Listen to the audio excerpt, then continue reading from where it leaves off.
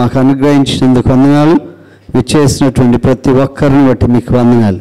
చిన్నలు, యవనులు, వృద్ధులు, పెద్దలు వాళ్ళందరిని బట్టి మీకు మహిమ. మీ మాట నాకు వినిపించండి. తద్వారా ప్రభా మేమందరం కూడా మీ వాక్య వెలుగులో మా జీవితాలను సరిచేసుకుంటూ ముందుకు ప్రయాణం చేయడానికి మీరు మాకు సహాయం చేయండి. మీరే మమ్మల్ని మీ అద్భుతమైనటువంటి వాక్యం ద్వారా నడిపించండి. మీ అద్భుత హస్తం చాపి మమ్మల్ని పట్టుకొని నాయన. మీ మాటలు మేము వింటుండగా మాకు ఆశ్చర్యమును, ఏదో ఆనందాన్ని, ఉల్లాసాన్ని కలుగజేయనట్లు సహాయం చేయండి. మీ మంచితనం అంతటిని బట్టి కృతజ్ఞతలు. దీవించండి. ఈ వర్తమానం వింటున్నటువంటి వాళ్ళందరి కొరకు కూడా ప్రార్థన చేస్తున్నాను.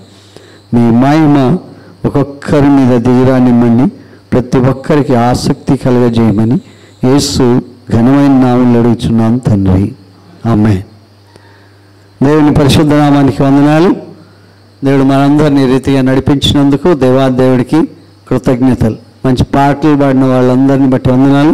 స్పెషల్ సాంగ్ అందించినటువంటి రూత్ రేచల్ని బట్టి కూడా దేవునికి వందనాలు.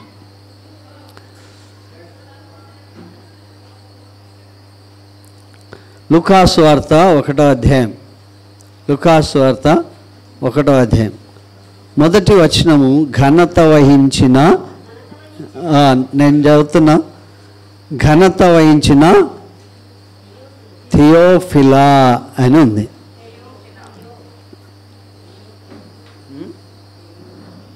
థియోఫిలా, అది లియో కాదు. ఓకే, చెప్పండి, అందరూ చెప్పండి.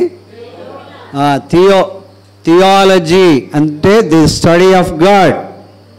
ఓకే, థియాలజీ అంటే, నియాలజీ అంటే అదొకటి. తర్వాత కనుక దేవుని వాక్యం చెప్తున్నటువంటి మాట ఏంటంటే, ఘనత వహించినటువంటి విషయం గురించి, దేవుని యొక్క ఘనతను గురించి చెప్తున్నటువంటి మాటను గురించి చెప్తున్నారు. ఎవరు రాశారు అంటే, లూకా అనేటువంటి వ్యక్తి ఒక డాక్టర్. కొంచెం చదువుకుంటే డాక్టర్ అంటారా? ఎక్కువ చదివితే డాక్టర్ అంటారా? అప్పుడప్పుడు చదువుకుంటే డాక్టర్ అంటారా? డాక్టర్ అంటే ఆయన చాలా జ్ఞానం ఉండాలి. డాక్టరు, లాయర్ ఎప్పుడు చదువుతూనే ఉండాలి. డాక్టర్ ఎప్పుడు చదువుతూనే ఉండాలి, లాయర్ కూడా ఎప్పుడు చదువుతూనే ఉండాలి. లాయర్ చదవకపోతే కోర్టులో కేసులు గెలవరు. డాక్టర్ చదవకపోతే ప్రజలకు స్వస్థత కలగదు. కనుక కొత్త కొత్తవి వస్తాయి కదా. ఆన్కాలజీ అంటారు. ఆన్కాలజీ అంటే ఏంటి? The study of cancer. Okay, on call, ఎప్పుడు పిలుపు వస్తుందో తెలియదు. కనుక అందుకే అప్పుడప్పుడే బాగుంటారు, అప్పుడప్పుడే అదే ఆన్కాలజీ అన్నారు, రేడియాలజీ అన్నారు కదా. మనకి జీలన్నీ తెలియదు. కనుక మనకు తెలిసినదేంటో ఖచ్చితంగా తెలుసుకోవాలి. మనం తెలుసుకున్నటువంటి సందేశము, సమాచారము చాలా బాగా మనకు వంటబట్టాలి. ఏమో చదువుతా ఉన్నాం, ఏదో చెప్పుకుంటున్నాం, ఏదో అనుకుంటున్నాం, అట్లా కాదు. దేవుని వాక్యం చెప్తుంది, ఒక డాక్టరు యేసు ప్రభుని గురించి, లేకపోతే దైవ జ్ఞానాన్ని గురించి, దేవుని యొక్క సన్నిధిని చూసి అనుభవించి ఆయన వంట పట్టించుకున్న ప్రతిది కూడా క్రమంగా ప్రజలకు అందించాలని రాస్తూ ఉన్నాడు. హల్లెలూయా, హల్లెలూయా. కనుక మనం అనుకుంటాం, ఇక వాళ్ళు పాడతారా, మనం పాడినాం, వాళ్ళు పాడితే మనం పాడితే ఇక అందరూ పాట కానలే కదా, అందరూ పాడువారే. కనుక దేవుని వాక్యం అట్లా చెప్పట్లేదు. కనుక వాళ్ళు చదువుతున్నారా, నేను చదువుతున్నానా, వాళ్ళు ఎంత స్పీడ్గా చదువుతున్నారు, నేనెంత స్పీడ్గా చదువుతున్నాను అనేది కాదు. విషయం ఉండాలి. వంట చేసేవాడు నేను చెప్పే, ఇంట్లో చేసేవాడు చెప్పే, బయట చేసేవాడు చెప్పే, ఫుట్పాత్ మీద చేసేవాడు చెప్పే. కనుక 5 స్టార్లో చెఫ్స్ ఉంటారు, వాళ్ళు ఎంత బాగుంటారు. నాకు తెలిసిన ఒక ఆయన ఉన్నాడు. ఆయన హైదరాబాద్లో బిర్యానీలు వండడు. ఆయన తిన్నందుకు పైసలు ఇస్తారు. ఆయన రాగానే అందరూ అలర్ట్ అయిపోతారు. ఆయనకి రాగానే కొంచెం బిర్యానీ వేసి ఒక ముక్క ఇచ్చేస్తే కొంచెం ఇట్లా రుచి చూసి చెప్తాడు, ఇది బాగాలేదు, ఇది బాగుందని. ఆయన కనుక బాగలేదు అని చెప్తే మొత్తం వంటంతా మళ్ళీ మార్చాలి. ఆయన ఈ పూట ఇక్కడ ఉంటాడు, మరో పూట దుబాయ్లో ఉంటాడు, మరో పూట ఇంకో చోటు ఉంటాడు. కనుక అట్లా స్పెషలైజేషన్ చేసిన వాళ్ళు ఉంటారు, స్పెషలిస్టులు ఉంటారు. ఎంబీబీఎస్ చేసిన వాళ్ళందరూ డాక్టర్లే, కానీ అందులో స్పెషలైజ్ చేసిన వాళ్ళైతే గుండె జబ్బులు లేకపోతే గైనకాలజిస్టులు వీళ్ళంతా ఉంటారు. గైనకాలజిస్ట్ అంటారు ఎవరిని? కడుపుకు సంబంధించినటువంటి విషయాలను చూసే వాళ్ళను గైనకాలజిస్ట్ అంటే ఆడవాళ్ళకి చూసే వాళ్ళనే కాదు కదా, అప్పుడప్పుడు ఏమైనా కడుపులో గడబడి ఉంటే చూసేవాళ్ళని గైనకాలజిస్టులు అంటారు. కనుక మనం ఎవరు ఏంటి అనేటువంటి మనకు బాగా తెలియాలి. బైబిల్లో కూడా రకరకాలైనటువంటి వ్యక్తులను మనం చూస్తాం. అయితే అలాంటి పరిస్థితుల్లో ఘనత వహించిన థియోఫిలా, ఒకసారి బైబిల్లో కొన్ని అక్షరాలు సరిగా పడకపోతే మనం అనుకున్నాం అది తానా లానా తెలియదు, కనుక ఇంగ్లీష్ బైబిల్ రెఫర్ చేయాలి, లేకపోతే హిందీ చదవాలి, కనుక ఇవన్నీ మనకు తెలిసిపోతాయి. కనుక మనం ఏమనుకున్నామంటే అరే చర్చికి పోతే ఏంటి 3 పాటలు పాడతారు, చిన్న ఆరాధన చేస్తారు, చెప్పేసి వెళ్ళిపోతారు, ఇది కాలక్రమంలో జరిగిపోతుంది. కనుక ఇందులో ఉన్నటువంటి విషయం తెలుసుకుంటే మనకు కొంచెం ఆసక్తి కలుగుతుంది.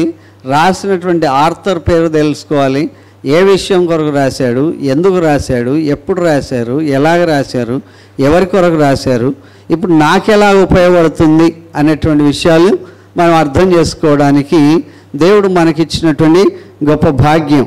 కనుక మొట్టమొదట ఘనత వహించిన థియోఫిలా, కనుక ఘనత వహించినటువంటి ప్రపంచమంతటి కూడా ఈ యొక్క క్రిస్మస్ కాలము గొప్ప కాలం.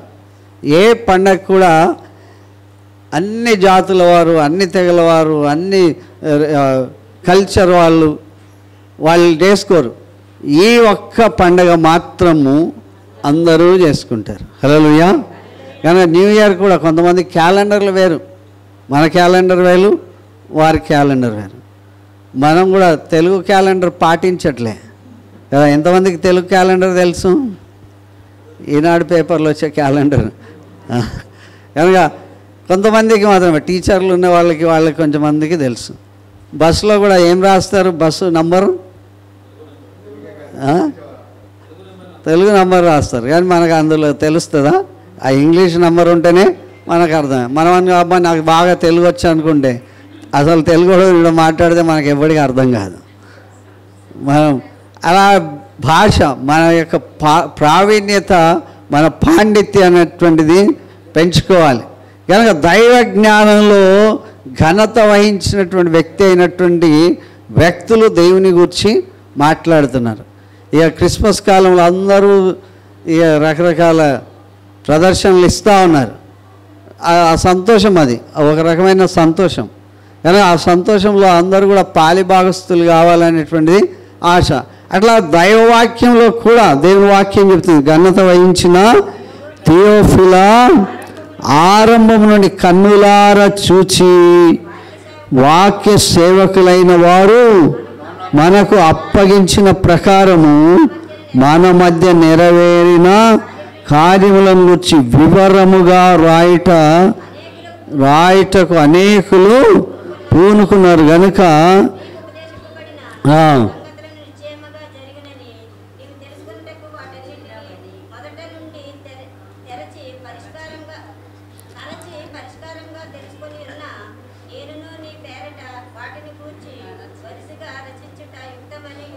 హల్లెలూయా.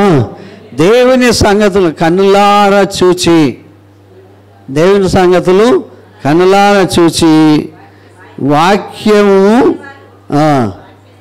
వాక్య సేవకులైన వారందరూ కూడా మనకు అప్పగించిన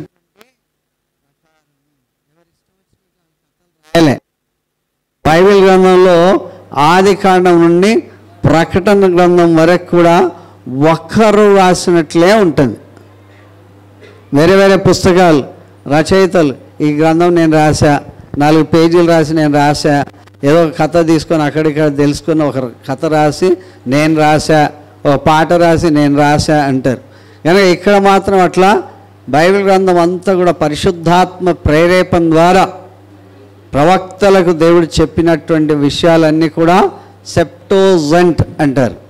కనుక 70 మంది ప్రవక్తలు ఆయా చోట్ల కూర్చొని పరిశుద్ధాత్మ ద్వారా ప్రేరేపింపబడి ఆ క్రోడీకరించినటువంటి విషయాలన్నీ కూడా ఒకచోట పెట్టడం వల్ల దాచిపెట్టడం వల్ల ఈ యొక్క గ్రంథం అనేటువంటిది రూపొందింపబడింది.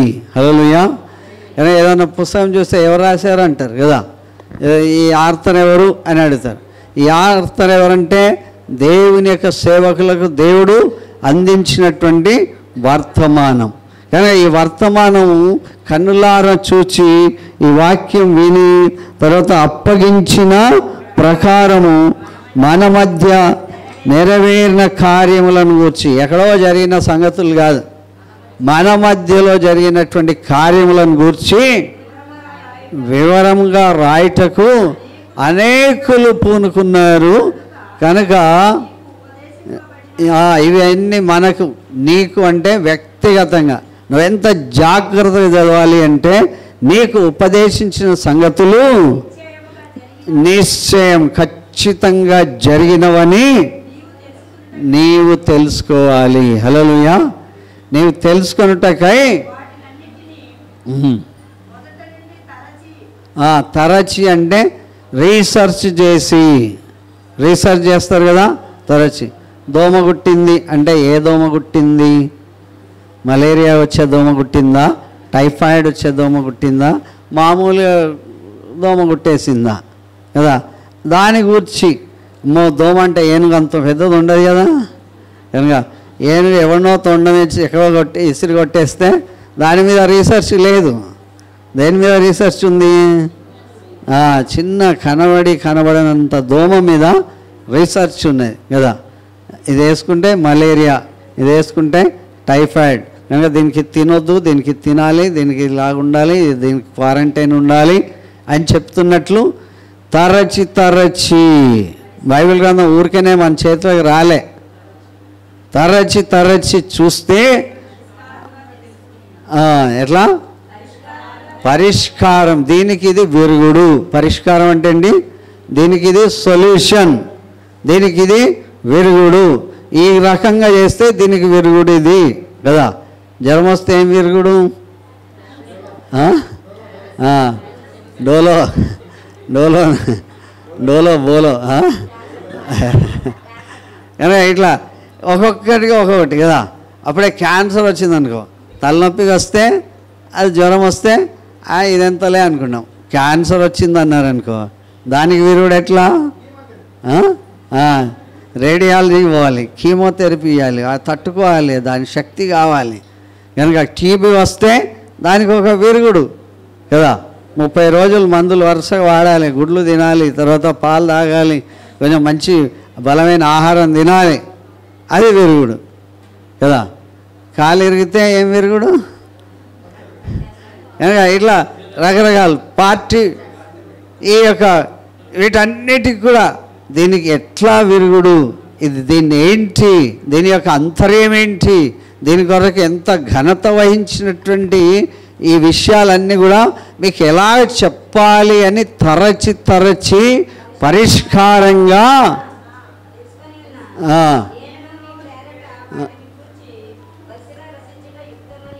వరసగా క్రమంగా ఏంటని మనం ఏమనుకుంటాం, ఈ వచనం ఇక్కడ ఒకటి తీసుకొని దానికి ఏం సంబంధం లేదు, ఇక్కడ నుండి మధ్యలో ఉన్న ఒకటి తీసుకొని ఇక బైబిల్ అంతా కూడా 50 వచనాలు కంఠస్థం చెప్పేసేస్తే మొత్తం రెఫరెన్స్లు చెప్పాను. కనుక దేవుని వాక్యం చెప్తాను ప్రతి పారాగ్రాఫ్ కదా. తల ఉండాలి, పొట్ట ఉండాలి, కాళ్ళు ఉండాలి. ఒక వ్యక్తి యొక్క స్ట్రక్చర్ ఎట్లాగో ఆ రకంగా దేవుని వాక్యం ఎవరికి ఎప్పుడు ఎందుకు చెప్పబడింది అనేటువంటి విషయాలు చక్కగా అర్థమయ్యేటట్లుగా ఈయన రాశాడు. రాసిన ఆయన పేరేంటి? లూకా. ఎవరైనా మన పక్కింటైనా కాదు కదా, ఎవరైనా వైద్యుడు, డాక్టర్కి అర్థం కాని విషయాలేవో కూడా రాశాడు. అందరు డాక్టర్లకు అన్నీ తెలివాయి కదా. ఆ డాక్టర్ దగ్గర పోవాలంటే ఈయనకన్నా కొన్ని బిల్స్ ఎక్కువ రాయాలి, ఆయన కొన్ని డబ్బులు ఎక్కువ తీసుకోవాలి. మల్టీ సూపర్ స్పెషాలిటీ అంటే మన ఇంటి పక్కకు ఉన్న ఆయన డాక్టర్ ఎంత చదువుకున్నా పనికిరాడు. ఎడికి పోవాలి? ఆ వాతావరణం కావాలి మనకి కదా, ఆ రిపోర్ట్లు అన్నీ కావాలి మనకి. అవన్నీ తీసి వాళ్ళు చూసి అప్పుడు అయ్యో ఇట్లా అయిపోతావు అని చెప్పి వాళ్ళు మనకు ఒక ఇది చేయగానే వెంటనే అడ్మిట్ చేసేయండి వెంటనే కోసేయండి మమ్మల్ని అని చెప్తా ఉంటాం. కానీ దేవుని వాక్యం కూడా మనకు జ్ఞాపకం చేస్తుంది ఏంటంటే తరచి క్రమంగా తెలుసుకొని వాటిని మీకు అందించడం యుక్తమని ఎంచి తిని. హల్లెలూయా. కనుక మనకేం ఒక ఆలోచన లేదు, ఏం నేర్చుకుంటామో, ఏం నేర్చుకుంటున్నామో, ఏం నేర్చుకున్నది ఆచరించాలో అలాంటి అవగాహన ఏమీ లేకుండా ఇక మనం వెళ్ళిపోతున్నాం కదా. గుడ్డెద్దు చేతిలో పడినట్టు వెళ్ళిపోతే కష్టం. కనుక దానికి గమ్యం ఉండదు. గమ్యం తెలుసుకోవడానికి కొరకు దేవుడు ఈ క్రమం వరుస అనేటువంటిది రాసి పెట్టాడు అనేటువంటి మాటలు ఇక్కడ చెప్తున్నాం. తర్వాత 5వ వచనంలో హిస్టరీ ఏంటి, ఏ దేశం అంటే అది యూదయ దేశం. ఊరికే అంటే కాదు కదా, యూదయ దేశం ఎక్కడుంది, దాని చుట్టుప్రక్కల ప్రాంతాలు ఏంటి, కనుక యూదయ అంటే ఎందుకు వచ్చింది అనేటువంటి విషయాలు మనం తెలుసుకోవాలి. అలా తెలుసుకుంటే ఒక్క వచనం కూడా మనం నెలకు ఒక్క వచనం కూడా ముందుకు వెళ్ళలేం. హల్లెలూయా. నెలంతటికి కూడా ఒక వచనం కూడా ముందుకు వెళ్ళలేం. కనుక అది బైబిల్ స్టడీలో చేస్తాం. బైబిల్ స్టడీ క్రమంగా వస్తే చాలా పండితులు అయిపోతారు. హల్లెలూయా. ఎక్కడికి రావాలి, ఆ 40 రోజులు వచ్చినట్లుగా వస్తే యూదయ దేశం ఏంటి, యూదయలో ఏముంది, యూదయలో ఏం జరుగుతుంది, యూదయ దేశాన్ని ఎందుకు దేవుడు ఎన్నిక చేసుకున్నాడు, ఆ యూదయ ప్రధానులు అందరికంటే అల్పమైనటువంటి దేశం కాదని ఎందుకు చెప్పాడు అనేటువంటి విషయాలు మనకి అర్థం కావాలా లేదా. మీ ఊరు ఎక్కడండి అంటే రాజమండ్రి అంటారు. రాజమండ్రిలో ఎక్కడండి అంటే రాజమండ్రి పక్కన అంటారు. పక్కన ఏంటంటే ఆ కాలు వస్తుంది చూడండి, ఆ గోదావరి దాటి వెళ్ళాలి. అది కనుక అరే రాజమండ్రి అన్నావు కదా అంటే రాజమండ్రియే, కానీ దాని అంతటికి అర్థం కావాలంటే ఎక్కడైనా హైదరాబాద్లో ఎక్కడ ఉంటారు అంటే మనం చెప్తాం కదా. సికింద్రాబాద్ రైలు దిగి బయటకు వస్తే 30 నంబర్ బస్ ఎక్కితే ఇక్కడికి వస్తాం. గుట్ట దాకా వెళ్ళక్కర్లేదు, పాపిరెడ్డి నగర్ బస్ స్టాప్. కనుక అట్లా ప్రతిదీ కూడా అరటిపండు ఒలిసి పెట్టినట్లుగా దేవుని వాక్యం మనకి అర్థమయ్యే రీతిలో నేర్చుకోవాలి. అది రూఢి అని నమ్మాలి. అది మన కనులకు కట్టినట్లుందని మనం నమ్మితే అద్భుతంగా గొప్ప గొప్పగా అరిసేసి బల్లలు ఎరగొట్టేసి పడగొట్టేసేస్తే ఎట్లా కాదు. మనకి ఏం వింటున్నామో, ఏం తింటున్నామో, ఎట్లా టేస్ట్ తెలుస్తుందో, ఏం అలవర్చుకోవాలో దాన్ని కూడా మనం అర్థం చేసుకుంటే ఆ గొప్ప ఆనందం మనకు ఉంటుంది. హల్లెలూయా. ఇప్పటిదాకా మీరు ఏం నేర్చుకున్నారు? ఇప్పటిదాకా ఇక్కడ ఎవరి గురించి తెలుసుకున్నాం? ఎవరి స్టడీది? ఎలాంటి వ్యక్తి అనమాట? దైవవాక్యం ఎలాంటిది? ఘనత వహించినటువంటిది. రాసింది ఎవరు? లూకా. కనుక లూకా ఎవరు? కనుక ఈయన ఎవరికి రాస్తున్నాడు? ఆయన కన్నులారా చూసి తరచి ఇదంతా చేసిన దాన్ని గూర్చి కనుక ఇది చెప్పడం యుక్తమని, ఇది మంచిది అని కదా, ఇది మంచిది అని చెప్పి అందులో ఉన్న చెత్తంతా తీసేసి ఎలా వడగట్టి మంచిది పదార్థం ఇస్తామో అలాగ ఆయన చేసి మనకు ఇచ్చాడు. హల్లెలూయా. కనుక అక్కడ దేవుని వాక్యంలో త్వరగా వెళ్ళిపోదాం. రాజైన యూదయ దేశం యొక్క రాజు. కనుక ఎవరు చూసి వచ్చారు, ఎందుకు చూసి వచ్చారంటే చరిత్ర ఉంటుంది కదా. ఉంటుందా ఉండదా? మీరు ఏ స్కూల్లో చదువుకున్నారు, ఆ స్కూల్ అవునా కాదా అని తెలవడానికి ఎవరికైనా ఇంట్రెస్ట్ ఉంటే ఎక్కడికి పోవాలి? ఆ స్కూల్ దగ్గర పోయి పలానా సంవత్సరం పలానా ఆయన చదువుకున్నాడా లేదా, వాళ్ళు లెడ్జర్ తీసి చెప్తారు చదువుకున్నాడు. 7వ తరగతి వరకే చదువుకున్నాడు. మనం వాడు 10వ తరగతి చదువుకున్నామని చెప్పామనుకో, ఆ 7వ తరగతి వరకే చదువుకుంటే ఏమంటారు? సరే చదువుకున్న మాట నిజమే, కానీ 7వ తరగతి వరకే చదువుకున్నాడు. కానీ నేను 10వ తరగతి చదివా అంటే అవతల బా అంటారు కదా, నేను ఇది చేస్తామని చెప్తారు. కనుక చాలామంది దొంగ సర్టిఫికేట్లు తెచ్చే వాళ్ళకి ఈ భాగం ఉంటుంది. కనుక మేము ఆ స్కూల్లో చదువుకున్నాము, లయలా స్కూల్లో మేము చదువుకున్నామంటే లయలా స్కూల్లో ఏం చదువుకున్నావు, ఎంతవరకు చదువుకున్నావు అంటే లయలా స్కూల్లో చదువుకున్నాడు ఐఏఎస్ అవుతాడు. మనం ఐఏఎస్ కాదు, చెప్పరాసి కూడా కాము. నేను కూడా ఆయనతో పాటు చదువుకున్నా అంటే ఆ చిన్నప్పుడు కూర్చొని చదువుకోవచ్చు, ఎవరు వద్దన్నారు, కానీ అంతవరకు ఎదగలేదు. కానీ అలాగా దేవుని వాక్యం కూడా మనకు చెప్తుంది ఏంటంటే చరిత్ర చూడాలి, హిస్టరీ చూడాలి, వాళ్ళు ఏ కాలం ఉన్నారు, ఎప్పుడున్నారు, ఎందుకున్నారు, ఎలాగున్నారు అని చూస్తే రాజైన హేరోదు దినములందు అప్పుడు అక్కడ కూడా ఏంటి అబియా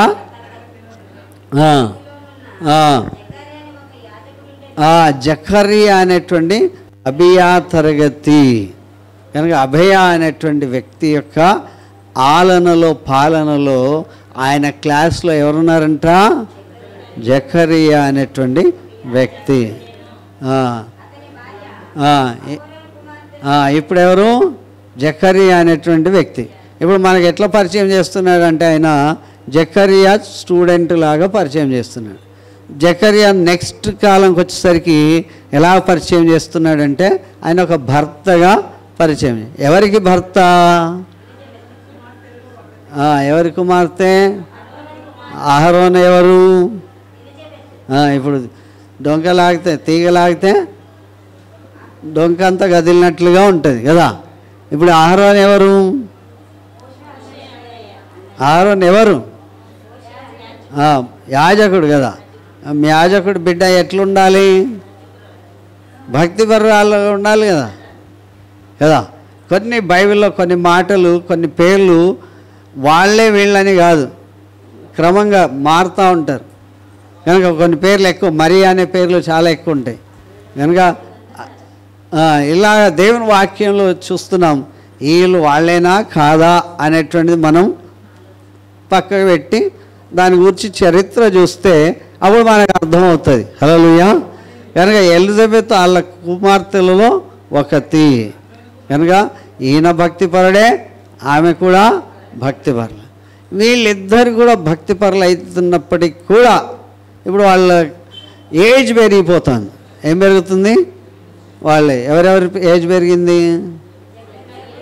నేను ఏ రోజు గురించి ఏం మాట్లాడతలే, ఓకే, స్కిప్ అయిపోయినా. దాని గురించి మాట్లాడేది యూదయ దేశం గురించి కూడా ఏం మాట్లాడట్లే, ఎందుకంటే ఆ చరిత్ర చెప్పుకుంటే చాలా టైం పడుతుంది.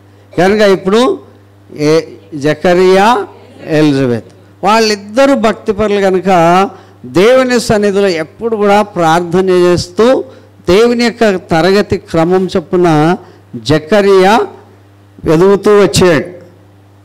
ఎదుగుతూ వచ్చేస్తే 10 సంవత్సరాలు అయింది, 15 సంవత్సరాలు అయింది, 20 అయింది, 50 అయింది. ఎవరు లేరు వాళ్ళకి? పిల్లలు లేని వాళ్ళకి మనం అంతా ఏం పేరు పెడతాం కదా. మన ఏం పోతుంది? పెట్టవచ్చు పేరు కదా. కనుక వాళ్ళలో ఉండే ఓపికను నేను గుర్తిస్తున్నా, వాళ్ళలో ఉన్న భక్తిని గుర్తిస్తున్నా, వాళ్ళలో ఉన్నటువంటి క్రమాన్ని గుర్తిస్తున్నా, వాళ్ళు దేవుని యందు విశ్వాసం ఉంచిన విధానాన్ని బట్టి గుర్తిస్తున్నా. దేవుని వాక్యం చెప్తుంది మీలో గొడ్రాలనే వాళ్ళు ఎవ్వరు ఉండరని దేవుని వాక్యం చెప్తుంది. మరి ఎలిజబెత్ గొడ్రాలు ఎట్లా అవుతుంది? కనుక ఇక్కడ వాళ్ళు అట్లా పేరు పెట్టారంట. దేవుని వాక్యం ఇక్కడ చెప్తున్నటువంటి మాట ఏంటంటే 3వ వచనం 6వ వచనంలో ఎన్ని ఆజ్ఞలు? ఇదొకటే పాటిస్తా, ఇది పాటించను అన్నారా? ఎన్ని ఆజ్ఞలు ఉన్నాయో అన్ని ఆజ్ఞలు, సకలమైన ఆజ్ఞల చొప్పున, ఆజ్ఞలేగాక న్యాయం కదా. న్యాయం, ఒకరు మేలు చేయాలంటే మేలు చేయాలి. కనుక న్యాయమైనటువంటి పరిష్కారం చొప్పున ఎట్లాంటి వాళ్ళంట? నిరాపరాధులు. సకలమైనటువంటి ఆజ్ఞలు, తర్వాత న్యాయ విధులు, వీళ్ళిద్దరు కూడా మనం ఏమంటాం? ఏం పాపం చేసినా అందుకే పిల్లలు పుట్టలేదంటారు కదా. కనుక పాపం చేసిన వాడు ఏమంటారు? అపరాధి అంటారు కదా. పాపం చేయని వాళ్ళని ఏమంటారు? నిరపరాధి అంటారు. కానీ నిరపరాధులుగా ఉన్నారు. అయితే ఎందుకు కాలే పిల్లలు? బైబిల్ గ్రంథం దేవుని వాడు ఇశ్రాయేల్లో మీలో ఎవరు మీ పిల్లలు కానీ, మీ పశువులు కానీ, మీ ఏవి కానీ గొడ్డు అనేటువంటిది వినబడదు అన్నాడు. హల్లెలూయా. మనకు ఆత్రం కానీ దేవుడికి ఏమాత్రం? కనుక మనం ఆత్రపడి వీళ్ళంతా మనుషులంతా ఏం పేరు పెట్టారు? ఆమెకి, ఎలిజబెత్ అమ్మకి గొడ్రాలు అని పిలిచారంట. దేవుని వాక్యం కూడా చెప్తుంది. ఏమని? దేవుని దృష్టికి నీతిమంతులే. ఎలిజబెత్ గొడ్రాలైనందున వారిద్దరూ బహుకాలం గడిచిన వృద్ధులైరి. ఇక స్టూడెంట్ నుండి ఎక్కడి వరకు తీసుకెళ్ళాడు? ఎవరెవరిని?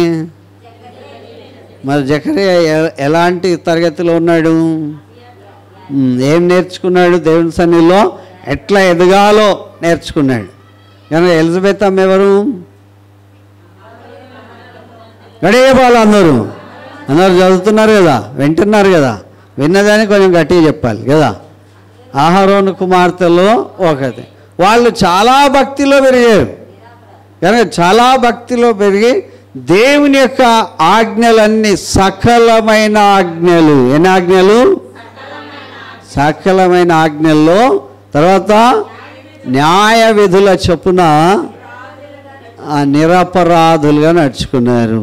హల్లెలూయా. నాకు ఎట్లాగే ఇదంతా తీయడానికి కారణం ఏంటంటే గొడ్రాలు ఎట్లయింది ఈమె అని నా మైండ్లో ఆ తలంపు వచ్చింది. దేవుని ప్రజలు గొడ్రాలు ఉండరు, వాళ్ళు దీవించబడతారు, వారు అడుగుపెట్టిన స్థలం దీవించబడుతుంది, నేను ఎవరిని దీవిస్తానో వాళ్ళని దీవించేస్తాను అని చెప్పాడు కదా. మరి జకర్యా ఇంత భక్తిపరుడు, ఎలిజబెత్ అమ్మ కూడా ఇంత భక్తిపరులు. తర్వాత వాళ్ళు యవన దేశం నుండి దేవుణ్ణి సేవ చేస్తూ ఉన్నారు. వాళ్ళ మాట దేవుడు విని అనేకులకు మేలు చేస్తూ ఉన్నాడు. అయితే వీళ్ళకి ఎందుకు కాలేదు? వీళ్ళని పిలిచారు. ఏమని పిలిచారు? గొడ్రాలు. హల్లెలూయా. ఒక పాస్టర్ మొన్న ఒక చోటికి కలిసిపోతుంటే ఆయనకు ఒక ఫోన్ వచ్చింది. ఫోన్ వచ్చి ఏమైందంటే వాళ్ళ భార్య చనిపోయినటువంటి వ్యక్తితో పెళ్లి కార్డు రాయించారంట. ఎవరితో రాయించారు? భార్య చనిపోయినటువంటి పాస్టర్తో పెళ్లి కార్డు రాయించారు. అది పెద్ద తప్పు అయిపోయింది. ఆయనకు ఫోన్ వచ్చి, నువ్వెందుకు రాయలే, ఆయనకెందుకు రాయించావు, ఇంకొక ఆయన దగ్గర పోయి రాయించాల్సిందే. ఆ గొడ్రాళ్ళు ఏమంటారు అప్పుడు? విధవరాళ్ళు అయితే ఆయన ఈ విధవనా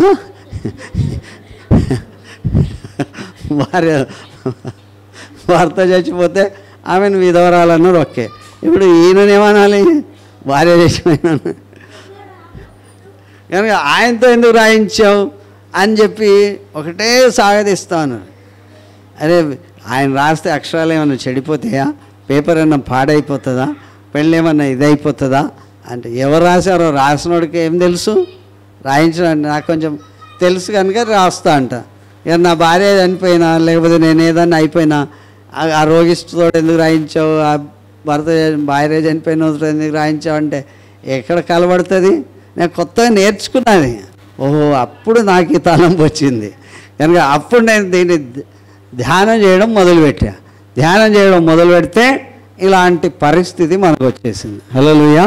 కనుక వీళ్ళు బహుకాలం గడిచిన వృద్ధులు. కనుక దేవుని వాక్యం చెప్తుంది 8వ వచనంకి వచ్చేసరికి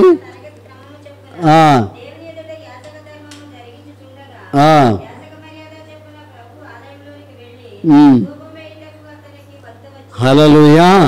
ఒక్కొక్కరు ఒక్కొక్క రోజు చేయాలి. ఈయన కూడా తన తరగతి క్రమం చొప్పున దేవాలయంలోనికి వెళ్ళి ధూపం వేసి ఆ యొక్క వంతు ఈయనకు వచ్చేసింది. కనుక దేవుడు ఎప్పుడు ఒంటరిగా ఈయన దొరుకుతాడా అని చూస్తూ ఉన్నాడు. ఎప్పుడు ఈయనతో నేను మాట్లాడాలి, ఈయన రోజు మాట్లాడుతున్నాడు కానీ ఆ వెతికిలాటలో ఆ యాజక ధర్మం జరిగిస్తున్నప్పుడు ఆ ఒక్కడే రావాలి కనుక ఆ ఒక్కడొచ్చినటువంటి పరిస్థితి చూసాం. చూసిన తర్వాత దేవుని దూత వచ్చేసింది. ఎవరి దగ్గరకు వచ్చింది? ఎవరి దగ్గరకు వచ్చింది? ఈ 2 లైన్లు ఇడిచిపెట్టి చెప్పండి. ఎవరి దగ్గరకు వచ్చింది? 2 లైన్లు, మీరు 2వ లైన్లో ఉన్నారు కనుక ఎవరి దగ్గరకు వచ్చింది? జకర్యా ఏం పని చేస్తున్నాడు ఇప్పుడు? ఆయన తరగతి క్రమం చొప్పున మందిరంలో దేవుని సముఖంలో ధూపం వేయడానికి వచ్చింది. కనుక ఆయన వచ్చిన తర్వాత ధూపం వేసే సమయమందు, ధూపం అంటే త్రాగడం కాదు, దాహం వేసే సమయం కాదు. ఒకసారి మనం పదాలు వేరేగా అనుకుంటాం. ధూపం వేసే సమయమందు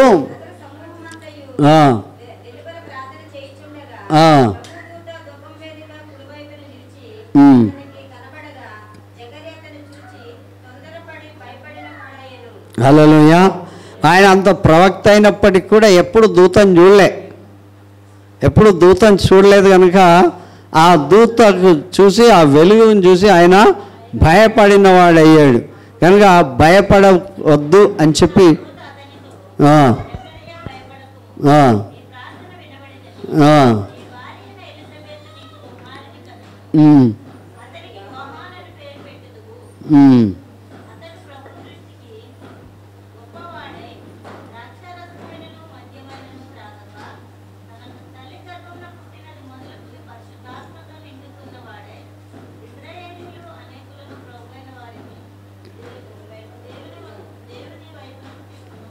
హల్లెలూయా. కానీ ఈ మాటలన్నీ కూడా చెప్తున్నాడు. దేవుని దూత కనబడి ఇది చెప్తా ఉన్నాడు. చెప్తూ ఉండగా ఆయన నీ కొడుకు ఇలాగుంటాడు ఇలాగుంటాడు ఇలాగుంటాడు అని చెప్తుంటే ఈయనకి ఇంకొక ఆలోచన ఏమొస్తుంది, నా శరీరం సహకరించదు, నేను మళ్ళీ వాడు పరిగెత్తుంటే ఆయన వెనకాల పరిగెత్తలేను, ఆయన తినిపించలేను, గోరుముద్దలు చూపించలేను, చందమామని చూపించలేను, ఆయన యొక్క బలహీనత జ్ఞాపకం వస్తుంది. కానీ దేవుడు చెప్తున్నాడు నీకు ఒక కొడుకు పుడతాడు, ఆయన గర్భంలో నుండియే పరిశుద్ధాత్మ ద్వారా ఆ శక్తి పొందినవాడై ఇశ్రాయేలులో అనేకులను దేవుని వైపు తండ్రులను దేవుని వైపు పిల్లలను తండ్రుల వైపు త్రిప్పే గొప్ప వ్యక్తిగా పుడతాడు అని చెప్పినప్పటికి కూడా ఆయన ఏమంటున్నాడు అంటే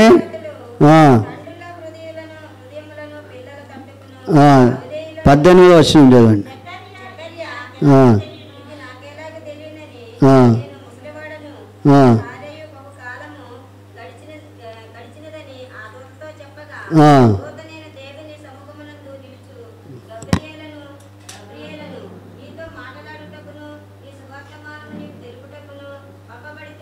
హల్లెలూయా. ఈయన తన బలహీనత అంతా కూడా చెప్పుకుంటున్నాడు. నేను ముసలోడిని అయిపోయా, ఇవన్నీ కూడా 18వ వచనం ఏం చెప్తున్నాడు, ఇది నాకు ఎలా తెలుస్తుంది, నేను ముసలివాడను, నా భార్య బహుకాలం కలిసిన వృద్ధురాలు. ఆ దూతతో చెప్తుంటే దూత అంటుంది mind your business, you should not spell any your weakness, ఏ రకమైనటువంటి నీ బలహీనత చెప్పొద్దు.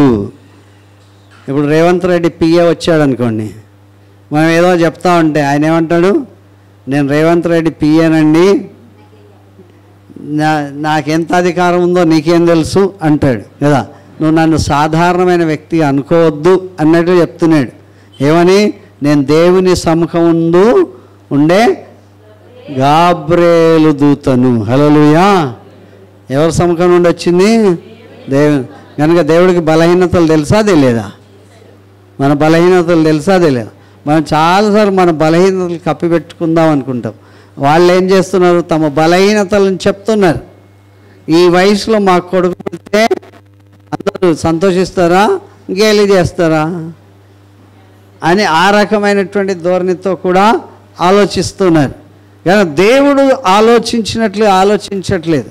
కనుక వాళ్ళ వృద్ధురాలు అయినప్పటికీ కూడా ఇశ్రాయేలు ప్రజలను దేవుడు గొడ్రాలుగా ఉంచకుండా ఉండడానికి కొరకు ఒక వ్యక్తిని అందిస్తాను అంటే కూడా పరిస్థితుల ప్రభావం, శరీరతత్వాన్ని, వారి యొక్క పెంచలేని పరిస్థితిని బట్టి వాళ్ళు అంటారు ఇది నాకేలాగూ జరుగును అని చెప్తున్నారు. కనుక దూత నేను దేవుని సముఖమందు నిలుచు గాబ్రియేలు నీతో మాట్లాడుటకును ఈ వర్తమానం నీకు తెలుపుటకును నేను పంపబడి తిని, నాకున్నటువంటి సమాచారం అంతా కూడా నేను నీకు చెప్తున్నా. ఎక్కడి నుండి వచ్చా, నేను దేవుని దగ్గర, దేవుని సముఖం నుండి గాబ్రియేలుది. ఈ సమాచారము మీకువా నీకువా, నీకు తెలుపుటకు, నీకు తెలపడానికి, ఈ సమాచారము నీకు తెలుపుటకు నేను పంపబడ్డాను. I don't know what it maybe, ఇదంతా ఏమో నాకు తెలియదు, కానీ నేను మాత్రం నాకున్న అధికారాన్ని బట్టి, నాకు చెప్పిన సందేశాన్ని బట్టి నీ దగ్గరకు వచ్చి నీకు చెప్తున్నాను. కానీ నీ బలహీనతలు ఏమున్నా సరే నీ ప్రార్థన దేవుడు వింటున్నాడు. హల్లెలూయా. జకరియా నీ ప్రార్థన వినబడింది అన్నాడు. దేవుని సముఖంలో చేసిన ప్రార్థన ఎప్పుడు కూడా వ్యర్థం కాదు. కనుక వ్యర్థం కాదు కనుక వాళ్ళు ఇప్పుడు వద్దనుకున్నా సరే దేవుడు ఇస్తానంటున్నాడు. ఇస్తానన్నటువంటి కొడుకు ఎవరు? యోహాను. యోహాను గర్భములో నుండి పరిశుద్ధాత్మ శక్తి పొందుకున్నవాడు. ఆయన వచ్చి చేసే పని ఏంటంటే తండ్రుల హృదయం పిల్లల వైపు, పిల్లల హృదయం తండ్రుల వైపు, అందరి హృదయం దేవుని వైపు త్రిప్పడానికి వచ్చినటువంటి వ్యక్తి. హల్లెలూయా. ఎంత మంచి కొడుకుని ఇస్తానంటే వద్దంటే ఎట్లా?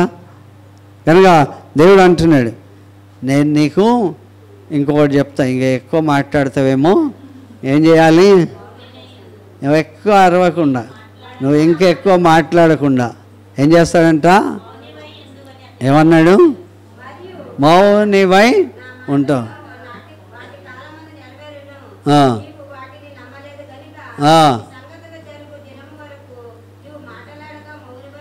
హల్లెలూయా. నీవు మాటలాడక మౌనివై ఉంటావు. మౌనం అంటే వినబడుతుంది కానీ మాటలు రావు కదా. మాట్లాడదామన్నా యాక్షన్ చేసినా యాక్షన్ అవతలవాడికి అర్థం కావాలి కదా. బదిరులకు వార్తలు ఎంతమందికి తెలుసు కదా.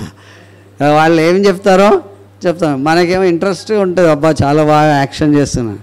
అవతలవాడికి దుఃఖ సమాచారం చెప్పినా మనకేమో హాస్యాస్పదంగా అనిపిస్తుంది.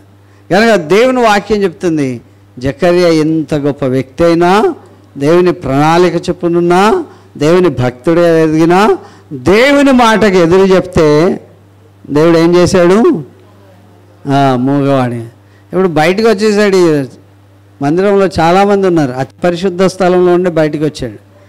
దేవుడు నన్ను ఇట్లా అన్నాడు అని చెప్పడానికి కూడా అర్థం కాదు ఎవరికి. అప్పటి వరకు కూడా మౌనంగా ఉన్నాడంట. హల్లెలూయా. హల్లెలూయా. ఎంత గొప్ప ఆయన జీవితంలో ఆ దూత ఒక మరపురాని సంఘటన, ఆ వెలుగు ఒకటి, ఆయనకు అందించినటువంటి సమాచారం, ఆయన దీవింపబడేటువంటి విషయం అయినప్పటికీ కూడా ప్రజలందరూ కూడా ఏమనుకున్నారు? దేవుడినను ఏదో మొత్తేసాడు.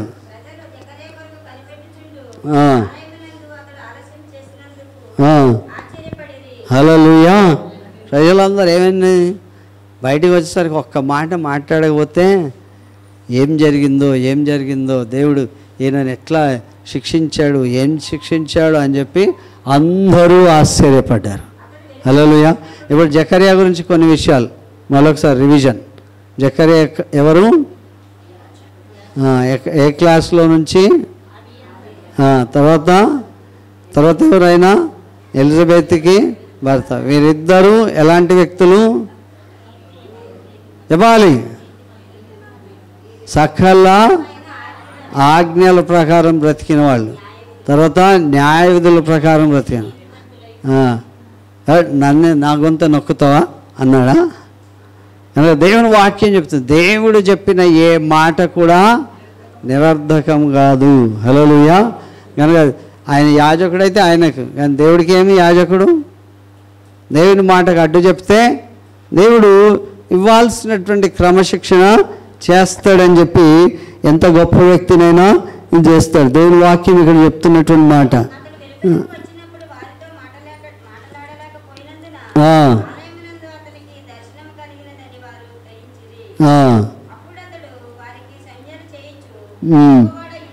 హల్లెలూయా. అప్పుడు ఆయన మూగవాడై ఉన్నాడు. సంజ్ఞలతో బ్రతికేశాడు. కనుక దేవుని వాక్యం ఇక్కడ చెప్తున్నటువంటి మాట. ఇది చాలామంది ఇది ఎక్కడ రాస్తారంటే, సేవ అయిపోయిన తర్వాత, చనిపోయిన తర్వాత తన ఇంటికి వెళ్ళను అనేటువంటి పదం, పరలోకానికి వెళ్ళిండు అనేటువంటి విషయం ఇక్కడ పనికిరాదు. చాలామంది ఏదో కొత్త కొటేషన్ రాయాలి అంటే జకర్యా వాళ్ళ ఇంటికి వెళ్ళిపోయాడు, చనిపోలే. ఇక చాలామంది కొంతమంది సేవకులు అతడు సేవ చేసే కాలం అయిపోయిన తర్వాత తన ఇంటికి వెళ్ళాను అని రాస్తారు. అది దీనికి సంబంధం ఏమీ లేదు. దీనికి సంబంధం లేని విషయాలు ఎక్కడైనా ఎవరైనా ఉంటే ఆ విషయం ఆ సమాధి మీద రాయకూడదు. కనుక దాని గురించి మీకు ఒకసారి జ్ఞాపకం చేస్తూ ఉన్నాను. దేవుని వాక్యం ఇక్కడ మనకు చెప్తున్నటువంటి మాట ఏంటంటే, దేవుడు చెప్పిన 37వ వచనం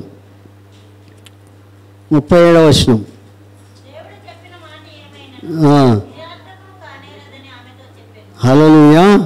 దేవుడు చెప్పిన ఏ మాట కూడా నిరర్ధకము కాదు. దేవుడు చెప్పింది ఏదైనా సరే, అది గొప్పవాళ్ళు కానీ పసిపిల్లలు కానీ, మరియమ్మ కూడా చెప్పింది, అది నిరర్ధకం కాలే. వృద్ధుడైనటువంటి జకర్యాకి చెప్పింది, ఎలిజబెత్కి చెప్పింది. ఎలిజబెత్ కూడా మరియమ్మ ఎంతగా చేర్చుకుంటుందో, మరియమ్మ కూడా ఉత్సాహంతో వెళ్ళినట్లు ఇదంతా షార్ట్కట్ చేసి చెప్తున్నా. దేవుని వాక్యంలో చూస్తున్నాం 39వ వచనం. ఆ దినములందు మరియ లేచి యూదా ప్రదేశములోని ఎక్కడ కొండ ప్రాంతం, కొండ సీమలోనున్న ఊరికి త్వరగా వెళ్ళి హల్లెలూయా. మరియమ్మ ఎవరికి వందనాలు చేసింది? ఎలిజబెత్ ఏజ్ సంబంధంగా పెద్దది కనుక ఎలిజబెత్ అమ్మ గర్భంలో ఎవరున్నారు? యోహాను. మరియమ్మ గర్భంలో ఎవరున్నారు? యేసు ప్రభు ఉన్నారు. కనుక ఇక్కడ ప్రోటోకాల్ ఉంది. మరియమ్మ ఎవరికి వందనం చేసింది? ఎలిజబెత్ అమ్మకు వందనం. ఎలిజబెత్ యొక్క స్వరం మరియమ్మ వినగానే మరియమ్మ హృదయంలో కడుపులో ఉన్నటువంటి శిశువులు గంతులు వేసినట్లు దేవుని వాక్యం చెప్తాను. కానీ దేవుని వాక్యం ఇక్కడ మళ్ళీ మనకు జ్ఞాపకం చేస్తున్న విషయం ఏంటంటే,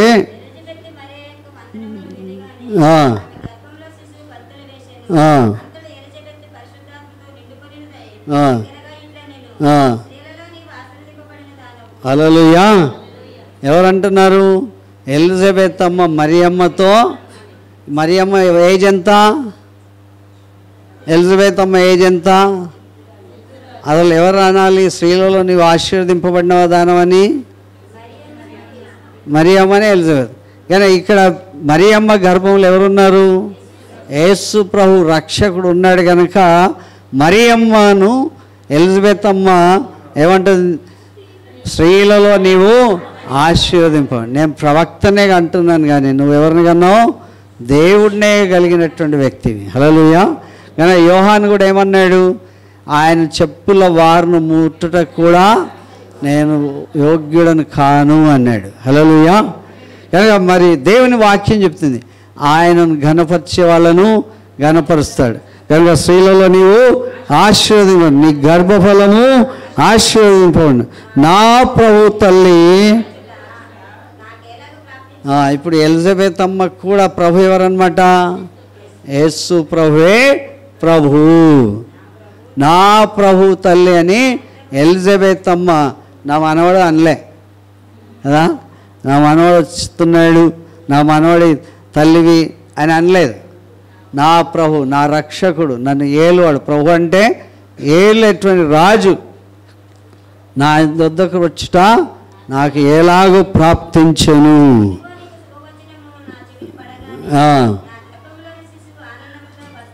హల్లెలూయా.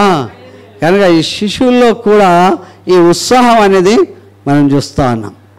కనుక దేవుని యొక్క ప్రణాళిక అంతా కూడా కన్నులార చూసి కదా. ఇదంతా ఏమంటారు దాన్ని? మిగిలిన భాగాన్ని తర్వాత భాగంలో చూద్దాం అంటారు కదా. కనుక సశేషం అంటారు. కనుక దేవుని వాక్యం మనకు జ్ఞాపకం చేస్తాం. మన హృదయంలో ఎవరిని ఆరాధించాలి? యేసు ప్రభున.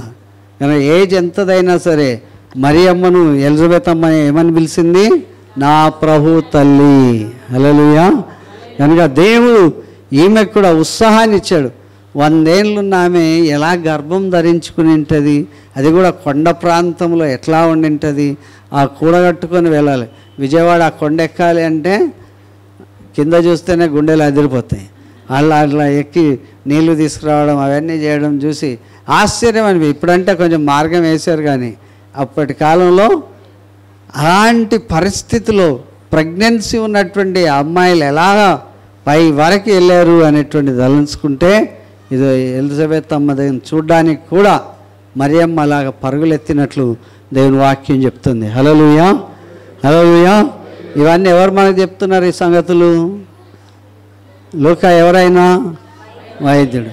ఎవరి గురించి చెప్తున్నారు? ఘనత వహించినటువంటి దేవుని యొక్క ఫిలాసఫీ గురించి చెప్తున్నారు. హల్లెలూయా. కనుక కన్నులారా చూసింది అందులో ఉన్నటువంటి దేశాల గురించి, రాజుల గురించి, ప్రజల గురించి, భక్తిపరుల గురించి, ప్రవక్తల గురించి, దేవుని ఆజ్ఞల గురించి, న్యాయ విధుల గురించి కనుక ఇవన్నీ తెలుసుకున్నటువంటి మనము ధన్యులం. హల్లెలూయా. కనుక నమ్మిన ఆమె ధన్యురాలయ్యింది. హల్లెలూయా. కనుక నమ్మకపోతే ఆయన నమ్మలేదు కనుక ఆయన నోరేం చేశాడు? కనుక ఆయనకు పేరు పెట్టేటప్పుడు పిలిచాడు. ఏం తీసుకురమ్మని?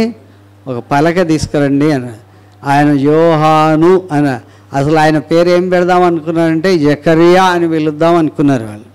జకరియా వద్దొద్దని చెప్పి ఆయన పేరును అరకథంగా ప్రస్తావించడానికి దేవుడు వారికి ఇచ్చినటువంటి భాగం దేవుని వాక్యం చెప్తుంది. 59వ వచనం, 59. 8వ దినమున వారు ఆ శిశువును సున్నతి చేయవచ్చి తండ్రి పేరును బట్టి జకరియా అను పేరు వారికి పెట్టబోచుండగా వద్దు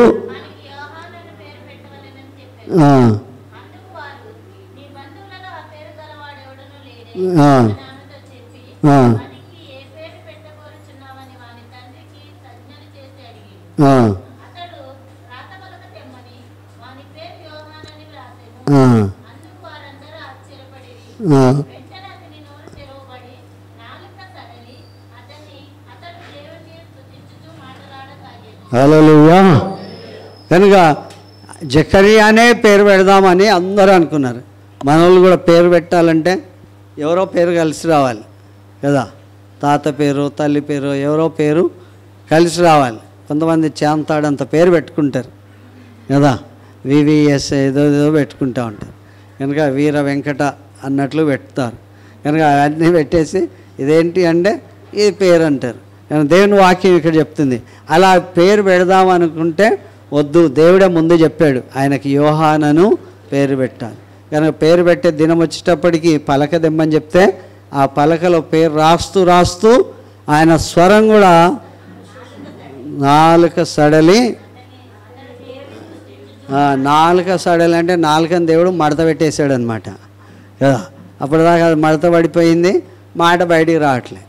కనుక దేవుని వాక్యం చాలా ఉన్నట్లుగా దేవుడు మనకు తెలియజేశాడు. హల్లెలూయా, హల్లెలూయా. కనుక దేవుడు చెప్పిన ఏ మాట కూడా కనుక మనం ప్రపంచానికి ఒకరిని అందించాలి అంటే కూడా మన జీవితంలో జకర్యా ఎలిజబెత్ లాంటి సహనం, ఓర్పు ఉండాలి. ఇంతకాలం అయిపోయింది, పిల్లలు లేరు, ఎందుకు ఎక్కడ పోదాం ఇక్కడ పోదాం, ఆ తాయత కట్టుకుందాం ఈ తాయత కట్టుకుందాం అనలే కదా. దేవుని సన్నిధిలో వారు ఉన్నారు. దేవుడు వారిని ఎప్పుడు కూడా మర్చిపోలేదు. దేవుని ప్రజలను గొడ్రాలుగా చేయడు. హల్లెలూయా. కనుక యోహాను యొక్క పుట్టుకను గూర్చి, ఆ యొక్క ఘనత వహించిన థియోఫిలా దాని గురించి, ఆ ప్రాంతం గురించి, ఆ పరిచర్యలను గురించి దేవుడు మనకు కన్నుల కట్టినట్లుగా అందించేటువంటి మాటలు వినడానికి ఈ లూకా సువార్త అంతా కూడా ఖచ్చితంగా డే బై డే ప్రతి దినం మనం చదివితే ఆ విషయాలన్నీ కూడా మనకు అర్థమవుతాయి.